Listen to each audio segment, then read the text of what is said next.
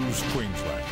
Good evening. The deaths of 3 young tradesmen have been partly blamed on the federal government and a reckless rush to kickstart the failed home insulation program. The men were all killed while putting insulation into Queensland homes.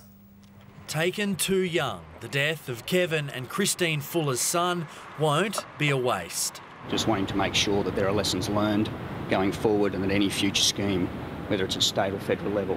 25-year-old Matthew was electrocuted installing insulation as part of the federal government's disastrous Pink Bat scheme.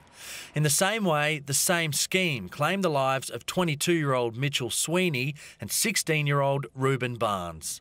Children should be burying their parents as opposed to the other way around. Today, the Queensland Coroner ruled on the deaths, firstly critical of the government and the speed of the program's development, rushed through as Australia tried to avoid the global financial crisis.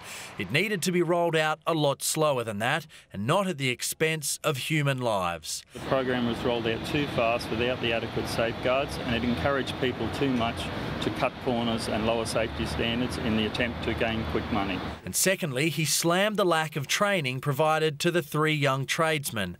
The dangers should have been foreseen before 3 people died in Queensland and a 4th in New South Wales. The coroner also recommended safety switches effective across all electrical circuits be made compulsory in our homes. They could have saved 3 young lives. Justice has been done to an extent, but no amount of justice can bring back the son. And Joel joins us from the courts now. Joel, what will the fallout of all this be for Kevin Rudd?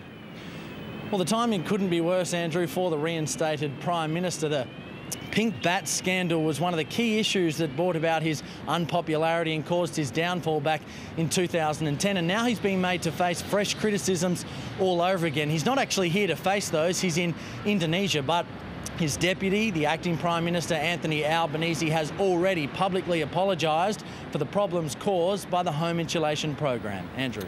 All right, Joel, thank you.